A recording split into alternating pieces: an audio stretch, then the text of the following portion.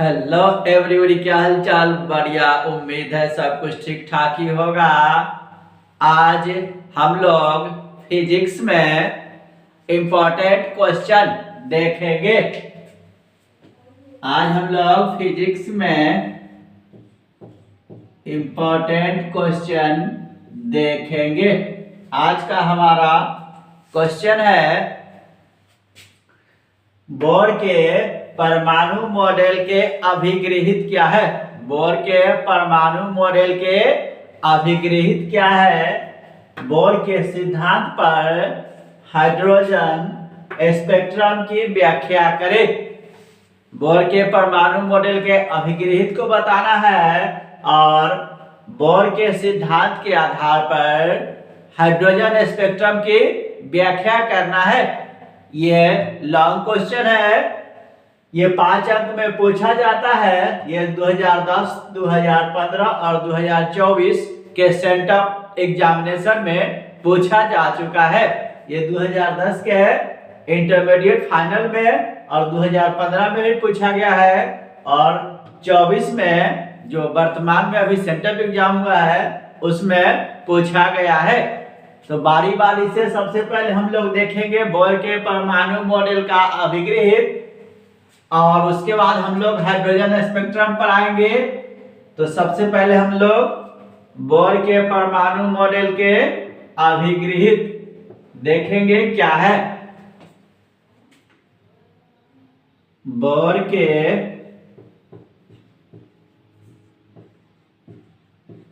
परमाणु मॉडल का अभिगृहित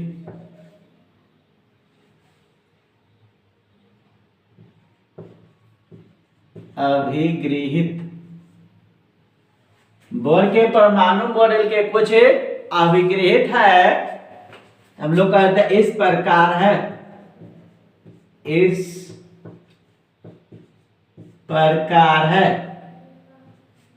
नंबर 1 में हमारा कहता है बोर के परमाणु मॉडल के अभिगृहित नंबर 1 में कहता है कि किसी भी परमाणु के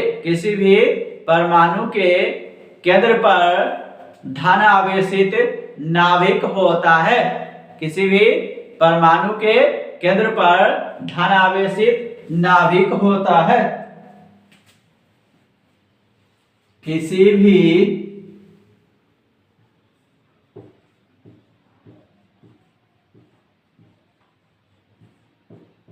परमाणु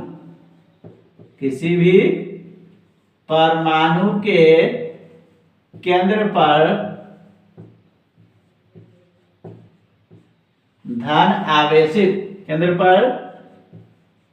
धन आवेशित नाभिक होता है। ये हमारा क्या है, अभिगृहित नंबर 1 है। दूसरा जो अभिगृहित है वो हमारा कहता है कि इलेक्ट्रॉन, किसी भी परमाणु में इलेक्ट्रॉन नाभिक के चारों ओर वृत्ताकार अस्थायी कक्षा में लगातार चक्कर लगाते रहते हैं।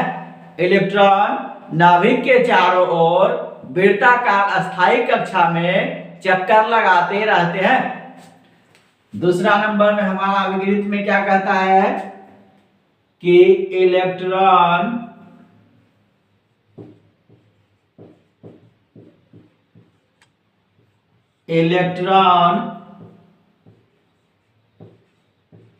नाभिक के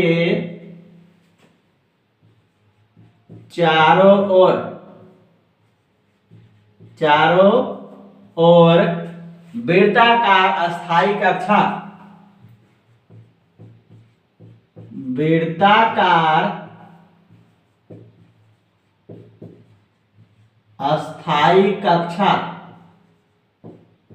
वृत्ताकार अस्थायी कक्षा में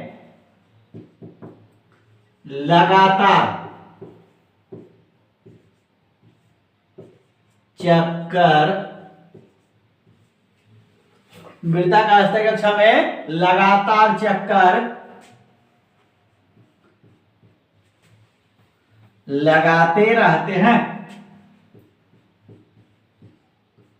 लगाते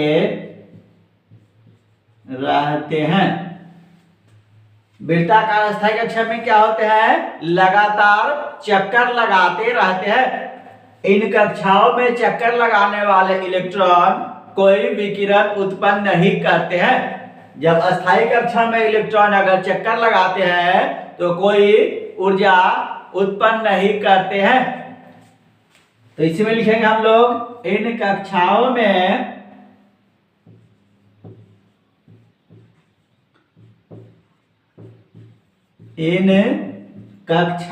में चक्कर लगाने वाले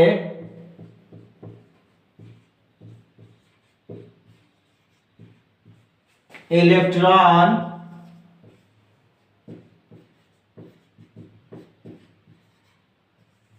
विकिरण उत्पन्न नहीं करते हैं।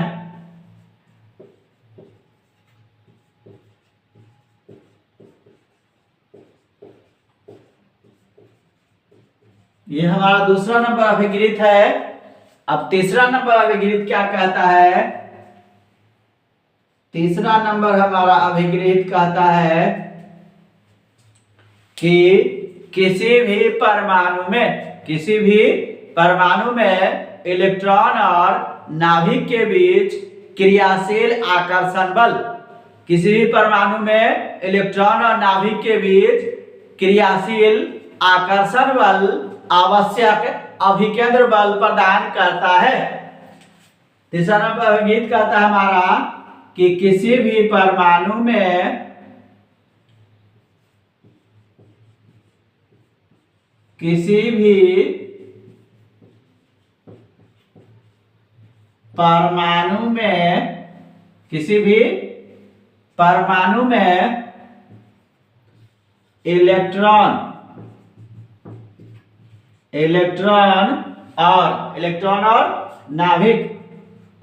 इलेक्ट्रॉन और नाभिक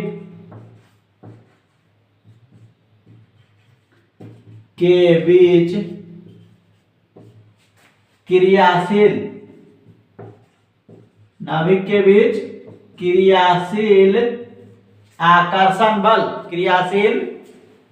आकर्षण बल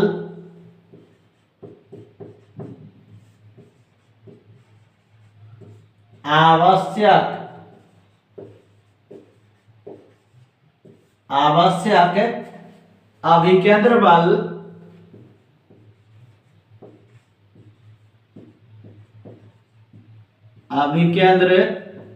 बल प्रदान करता है।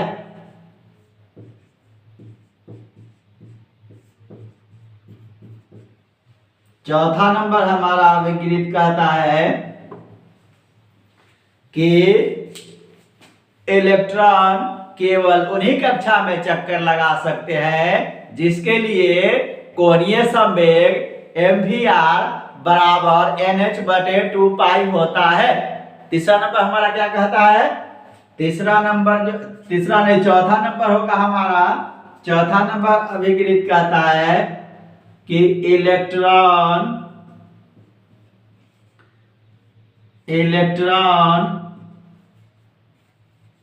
केवल उन्हीं कक्षा में चक्कर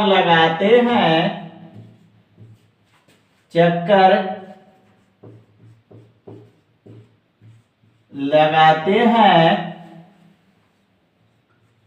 जिसके लिए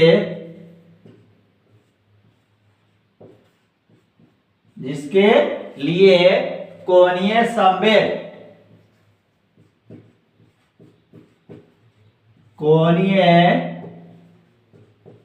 संवेग एम वी आर कोणीय संवेग एम वी आर बराबर एन एच बटे 2 पाई होता है। कोणीय संवेग क्या होता है? एन एच बटे 2 पाई होता है। अगर एम वी आर बराबर एन एच बटे 2 पाई, उस कक्षा में इलेक्ट्रॉन क्या होगा? चक्कर लगाएगा। अब पांचवा और अंतिम हमारा अभिक्रियक कहता है कि इलेक्ट्रॉन को जब बाह्य स्रोत से ऊर्जा प्राप्त होता है तो वह अपनी कक्षा को छोड़कर ऊंची अस्थायी कक्षा में चला जाता है। और जब इलेक्ट्रॉन ऊंची अस्थायी कक्षा से निम्न अस्थायी कक्षा में आता है तो ऊर्जा उत्सर्जित करता है। और ये जो ऊर्जा का उत्सर्जन है यह कक्षाओं के ऊर्जा के अंतर के बराबर होता है। क्या कहता है हमारा? पांचवा नंबर कहता है कि जब इलेक्ट्रॉन को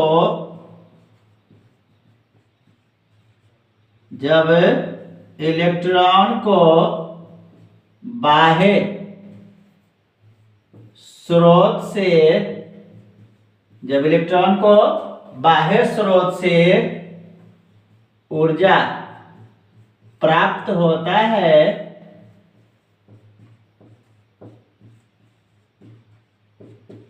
तो वह अपनी अस्थायी कक्षा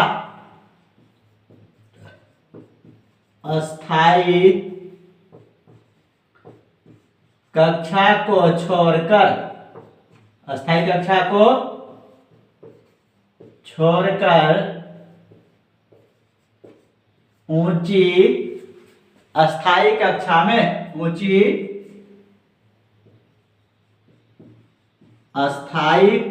में चला जाता है।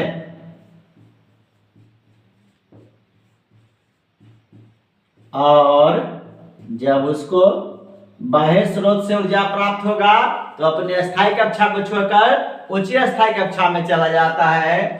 और जब ऊंची अस्थायी कक्षा से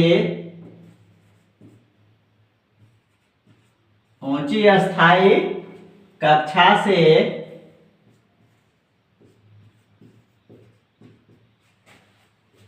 अस्थायी कक्षा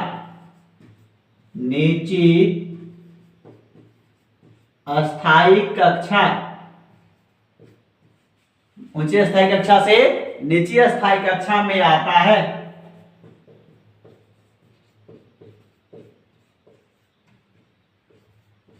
तो ऊर्जा उत्सर्जित करता है।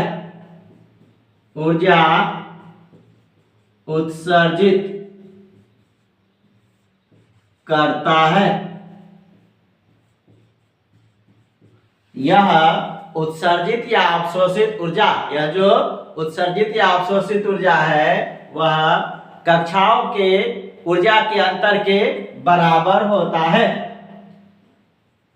यह उत्सर्जित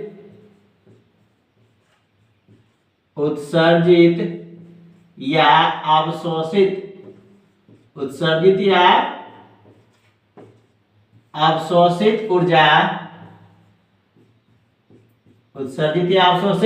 ऊर्जा कक्षाओं के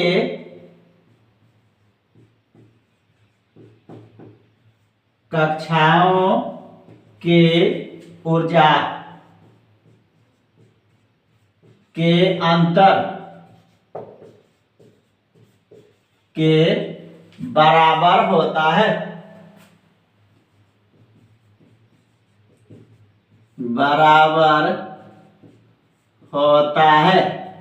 अर्थात E2 - E1 बराबर h न्यू। E1 हमारा द्वितीय कक्षा के लिए ऊर्जा, E1 हमारा पहली कक्षा के लिए ऊर्जा, E2 हमारा द्वितीय कक्षा की ऊर्जा, और जो उत्सर्जित ऊर्जा है वह फोटोन के रूप में ऊर्जा उत्सर्जित होती है। इसे नोट करें।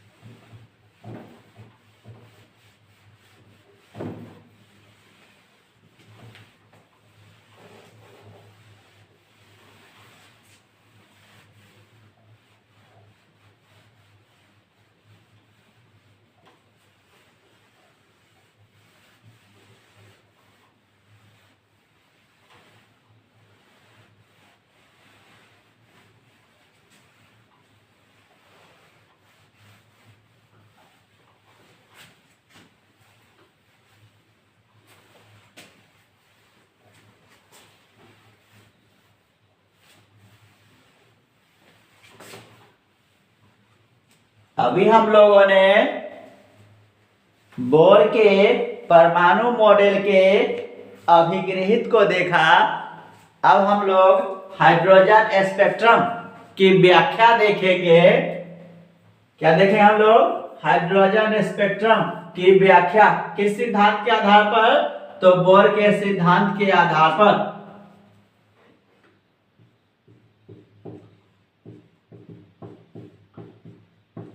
हाइड्रोजन स्पेक्ट्रम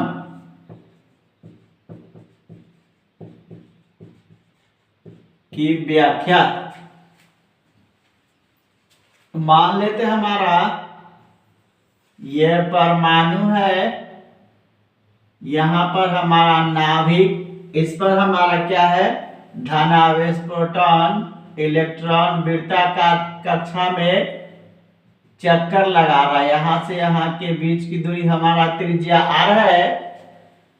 तो कोई इलेक्ट्रॉन जो है वृत्ताकार कक्षा में चक्कर लगा रहा है। तो लिखेंगे हम लोग, माना कि, क्या लिखेंगे? माना कि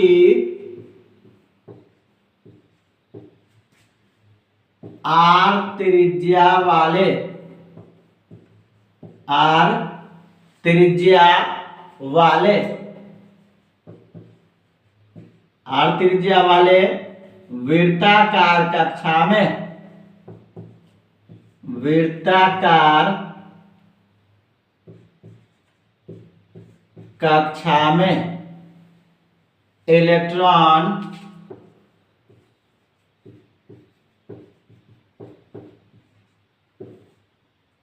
भी वेग से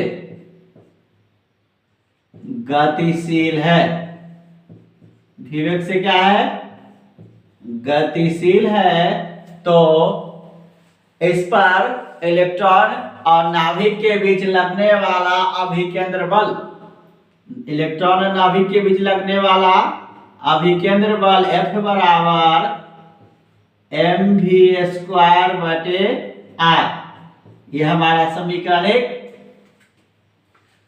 और क्या कहता है कि यदि इनके बीच लगने वाला आकर्षण बल F होगा तो कूलम्ब के नियम से, किसके नियम से? कूलम्ब के नियम से, कूलम्ब के नियम से, कूलम्ब का नियम हमारा क्या कहता है? F बराबर 1/4 पाई एप्सिलॉन 0 गुने E/r²। तो क्या हो जाएगा हमारा? F बराबर E²/4 पाई एप्सिलॉन 0 r²। यह हमारा समीकरण 2। समीकरण 1 और समीकरण 2 दोनों का LHS बराबर है, तो RHS क्या होगा? बराबर होगा। क्या लिखे हम लोग? समीकरण 1 और 2 से, समीकरण 1 और 2 से दोनों का LHS बराबर है तो RHS क्या होगा, बराबर होगा। कहेंगे mv² बटे r बराबर e² बटे 4πε0 r²। इससे अगर हम लोग काटे तो r² से r हमारा कैंसिल हो जाएगा, बचेगा हमारा mv² बराबर e² बटे 4πε0 r। ये हमारा समीकरण 3 इतना होगा। ये हमारा क्या होगा, समीकरण 3। अब कहता है कि बोर का जो अभिगिरित है उसमें हम लोगों ने क्या देखा कि इलेक्ट्रॉन केवल उसी कक्षा में चक्कर लगा सकते हैं जिसके लिए कोणीय संवेग mvr बराबर nh बटे 2 होता है। तो बोर के अभिगृहित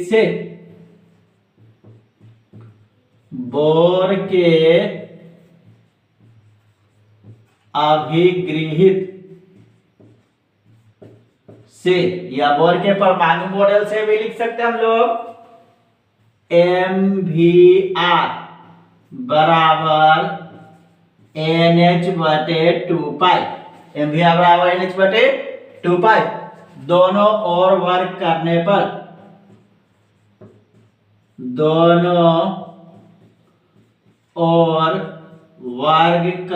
पर इसके दोनों तरफ वर्ग करेंगे तो हमारा क्या हो जाएगा, m² v² r² बराबर n² h² अब बटे में 4π²। इतना हो जाएगा हमारा। इसको हम लोग कर देंगे समीकरण 4।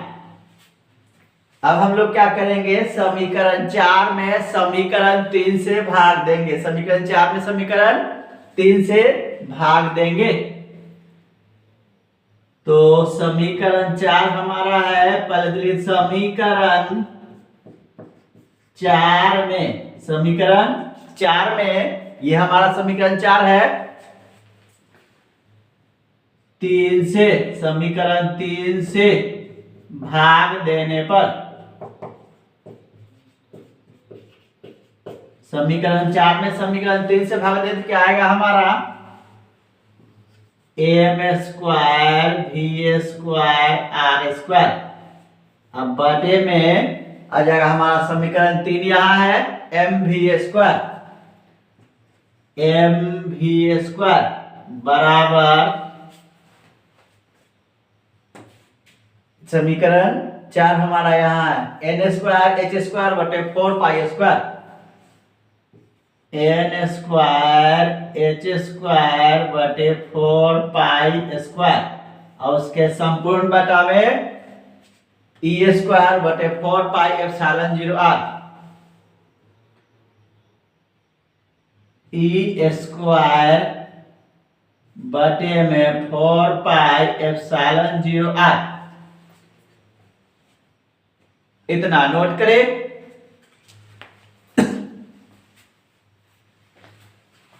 इसमें हमारा कुछ चीज की आवश्यकता होगी जो हम लोग इस तरफ लिख ले रहे हैं। आवश्यकता हमें क्या चीज की होगी, एक तो हमें आगे mv², अभी हम लोग कितना निकाले यहां पर समीकरण 3 में mv² बराबर निकाले हम लोग e² बटे में 4πε0 r। इसकी आवश्यकता होगी इसलिए इसको हम लोग यहां लिख ले रहे हैं। इसे नोट करें।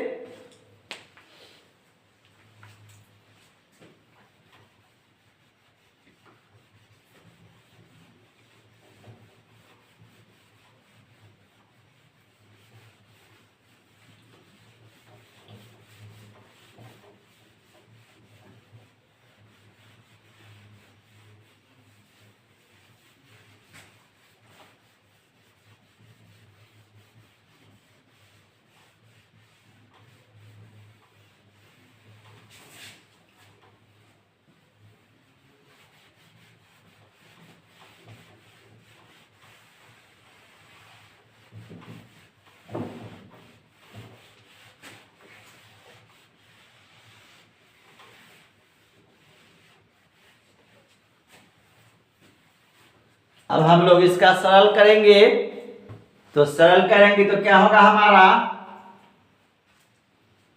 इसको हम लोग क्या लिख सकते हैं, एम स्क्वायर भी स्क्वायर आर स्क्वायर बटे एम भी स्क्वायर बराबर एन स्क्वायर एच स्क्वायर बटे में 4 पाई आर स्क्वायर 4 पाई स्क्वायर और गुना ये हमारा ऊपर जाएगा तो क्या लिख सकते हैं इसको 4 पाई एप्सिलॉन 0 आर बटे ई स्क्वायर, इतना हम लोग लिख सकते हैं। अब हम लोग काटते हैं तो ये हमारा 4 से 4 कैंसिल, पाई स्क्वायर से पाई कट जाएगा और क्या कटेगा हमारा, इस m से इस m स्क्वायर को हम लोग काट रहे हैं, v स्क्वायर से v स्क्वायर पूरा कैंसिल, एक हमारा इधर r और इधर r स्क्वायर है, इधर r है तो r स्क्वायर से r हमारा कैंसिल, इधर बचा हमारा mr बराबर एप्सिलॉन 0 यहाँ आ जाएगा तो बचेगा हमारा epsilon 0 n square h square, अब बटे में एक पाई बचेगा पाई ई स्क्वायर, इतना बचेगा हमारा। अब इस m को हम लोग इस तरफ ले आते हैं तो r बराबर epsilon 0 n square h square बटे पाई m ई स्क्वायर, ये हमारा क्या हो जाएगा, हाइड्रोजन स्पेक्ट्रम के लिए त्रिज्या, हाइड्रोजन स्पेक्ट्रम के लिए क्या हो जाएगा, ये हमारा त्रिज्या, ये हमारा क्या हो जाएगा, हाइड्रोजन स्पेक्ट्रम के लिए त्रिज्या, क्योंकि हमारा एप्सिलॉन 0 h पाई m और e सब कांस्टेंट है तो r समानुपाती n स्क्वायर, इतना हो जाएगा। अब कहता है क्या हमारा कि हाइड्रोजन परमाणु की कुल ऊर्जा, हाइड्रोजन परमाणु की कुल ऊर्जा, हाइड्रोजन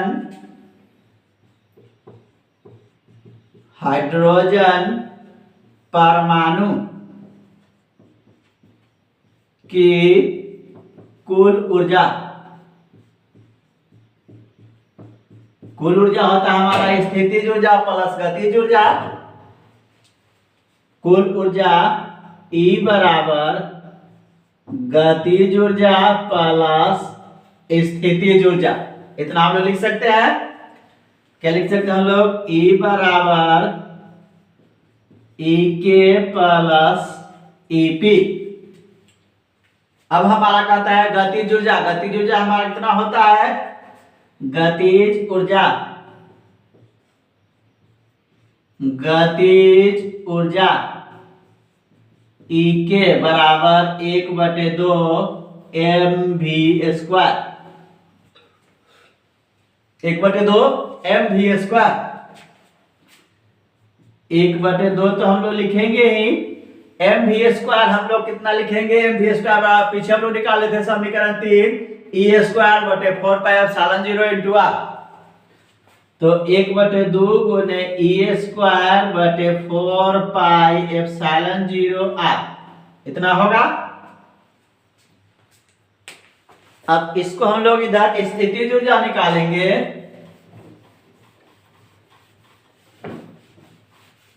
तो स्थितिज ऊर्जा हमारा कितना होगा,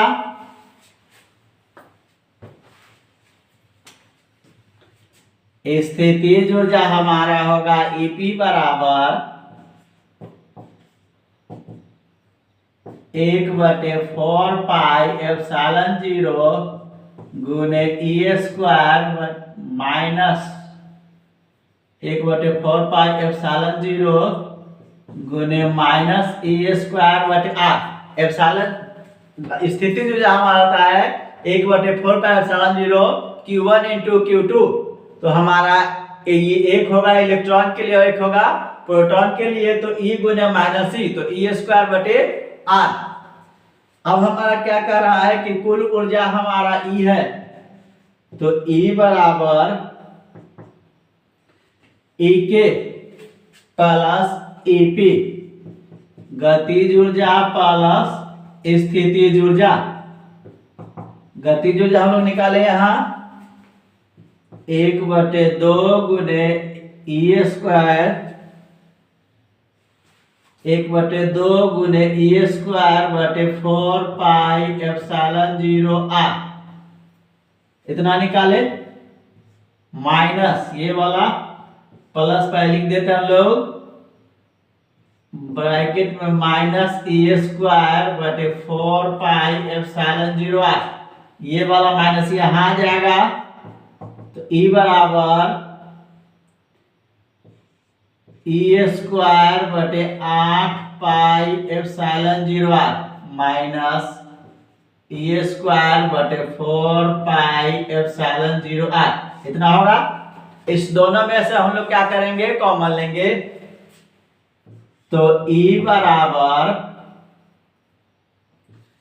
E²/4πε0r कॉमन लेते, 1/2 माइनस 1, E बराबर E²/4πε0r, एलसीएम हमारा 2 होगा, 1 माइनस 2,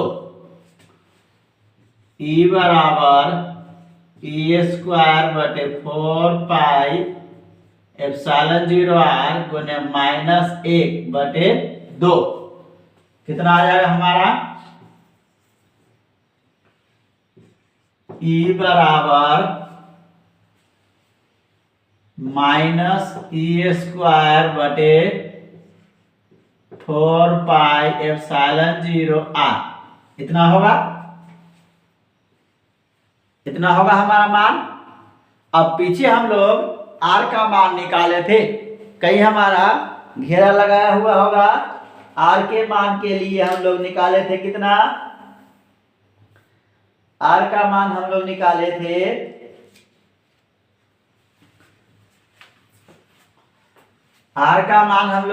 थे कहीं पीछे, R बराबर ε0 n²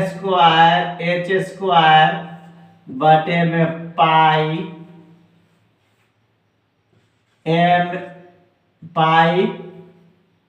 me², इतना हमारा निकाला हुआ होगा R का मान।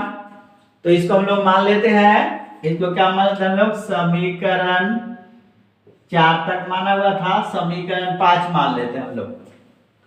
समीकरण 5 में हम लोग क्या करेंगे, R का मान देंगे, समीकरण 5 में R का मान देने पर, समीकरण 5 में R का मान हम लोग देंगे, क्या होगा हमारा, E बराबर माइनस E²/4πε0 और गुने R हमारा कितना है, ε0 n² बटे पाई me², पाई से पाई हमारा कैंसिल हो जाएगा, पाई से पाई क्या होगा हमारा, कैंसिल हो जाएगा, बचा हमारे पास कितना,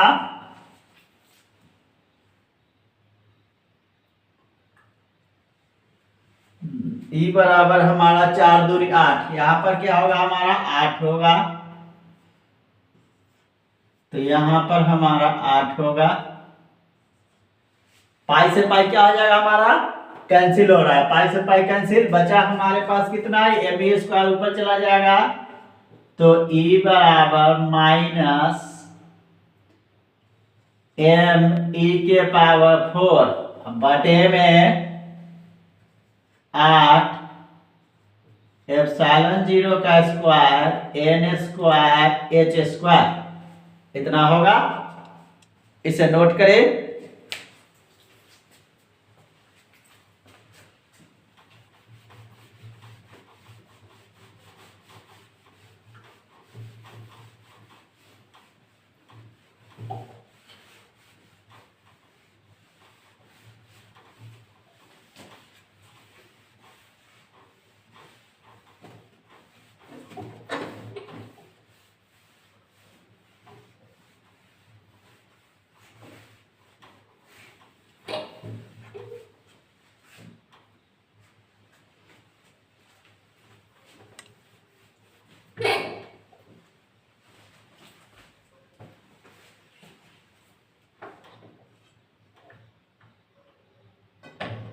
क्या लिख सकते हैं इसके बदले हम लोग?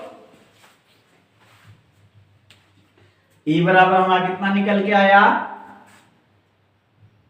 ई बराबर निकल के आया माइनस एम ई के पावर 4 बटे में 8 एप्सिलॉन जीरो का square n square h square इतना निकल के आया।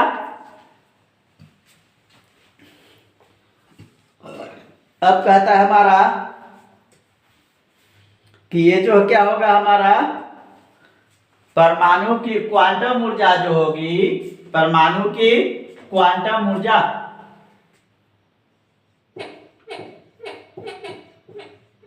परमाणु की क्वांटम ऊर्जा ई है समानुपाती 1 बटे एन स्क्वायर। ई समानुपाती 1 बटे एन स्क्वायर। परमाणु की क्वांटम ऊर्जा क्या होगी? ई समानुपाती 1 बटे एन स्क्वायर इतना होगा हमारा। अब क्या कह रहा है कि यदि प्रथम कक्षा के लिए ऊर्जा हमारा E1 होगा, तो प्रथम कक्षा के लिए कह रहा है कि यदि E1 प्रथम कक्षा के लिए E1 कितना होगा हमारा? माइनस एम ई के पावर 4 बटे 8 एप्सिलॉन जीरो का स्क्वायर n1 का स्क्वायर h स्क्वायर और E2 बराबर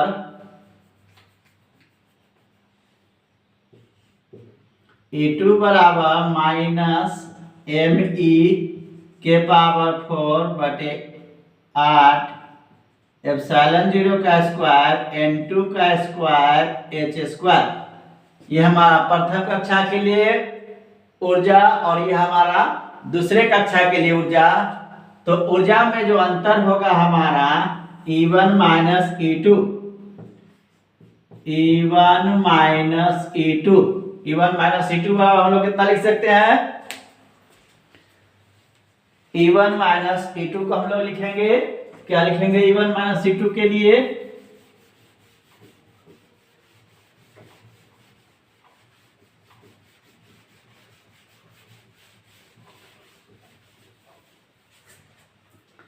E1 माइनस E2 के लिखे हम लोग E1 और E2 का मान देंगे। E1 हमारा है माइनस एम ई के पावर 4 बटे 8 एप्सिलॉन जीरो का स्क्वायर n1 का स्क्वायर h स्क्वायर और ये माइनस E2 एम ई के पावर 4 बटे ये माइनस है हमारा, इसके आगे माइनस है 8 एप्सिलॉन जीरो का स्क्वायर n2 का स्क्वायर h स्क्वायर। ये माइनस और ये माइनस क्या हमारा प्लस हो जाएगा। तो E1 माइनस E2 को हम लोग क्या लिखते हैं? h न्यू बराबर माइनस एम ई के पावर 4 8 एप्सिलॉन जीरो का square n1 square h square plus m e के पावर 4 8 एप्सिलॉन 0 का स्क्वायर n2 का स्क्वायर एच स्क्वायर। इस दोनों में से हम लोग कॉमन क्या ले सकते हैं? एच न्यू बराबर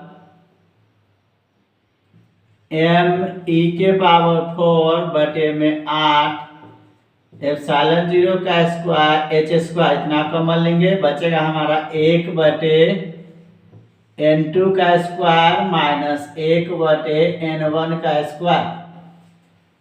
इतना बचेगा हमारा। अब हम लोग एच न्यू को, अगर एच को उस तरफ ले जाए क्या बचेगा? न्यू बराबर एम ई के पावर 4 बटे में 8 एप्सिलॉन 0 का स्क्वायर एच का क्यूब 1 बटे n2 का स्क्वायर माइनस 1 बटे n1 का स्क्वायर। अब न्यू बराबर हमारा होता है सी बटे लैम्डा। न्यू बराबर क्या होता है? सी बटे लैम्डा।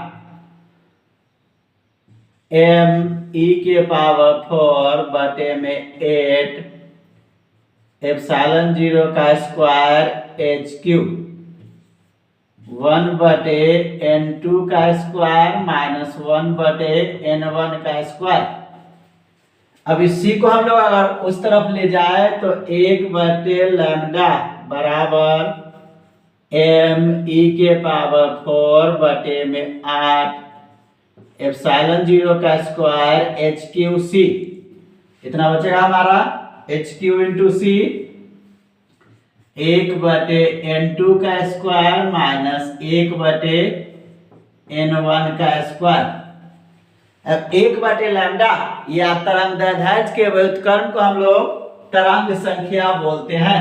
क्या कहते हैं? 1 बटे लैम्डा या तरंग दैर्ध्य के व्युत्क्रम को तरंग संख्या कहते हैं। 1 बटे लैम्डा या तरंग दैर्ध्य के व्युत्क्रम को तरंग संख्या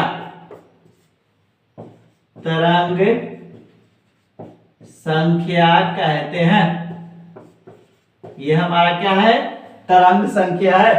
और ये जो हमारा पूरा है इसके लिए हम लोग एक नियत राशि देते हैं। तो 1 बटे लैम्डा बराबर आर एच ब्रैकेट 1 बटे n2 का स्क्वायर माइनस 1 बटे n1 का स्क्वायर। इस पूरा नियत राशि के लिए हम लोग एक नियतांक दिए, जहां आर एच एक नियतांक है। क्या है? नियतांक है, जिसे रीडबर्ग नियतांक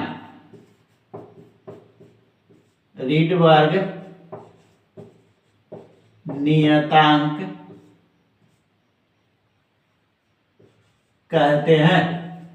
आरएच क्या हमारा एक नियतांक है जिसे हम लोग क्या कहते हैं? रीडबर्ग नियतांक कहते हैं। अब आरएच बराबर हमारा कितना हो जाएगा? आर एच बराबर हम लोग क्या ले सकते हैं? एम ई के पावर 4 बटे में 8 एप्सिलॉन 0 का स्क्वायर एच क्यू सी। इस टोटल का अगर मान भर के हम लोग निकाले तो एक मान निकल के आता है हमारा आर एच बराबर, इसका मान आता है हमारा आर एच बराबर 1.097 गुने 10 के पावर 7 मीटर इनवर्स। ये हमारा आरएच का मान निकल के आता है। तो हमारा निकल के क्या आया? 1 बटे लैम्डा बराबर आर एच 1 बटे n2 का स्क्वायर माइनस 1 बटे n1 का स्क्वायर। ये हमारा क्या है? हाइड्रोजन स्पेक्ट्रम की व्याख्या है। आज के लिए इतना ही, मिलते हैं फिर अगले वीडियो में नए टॉपिक के साथ।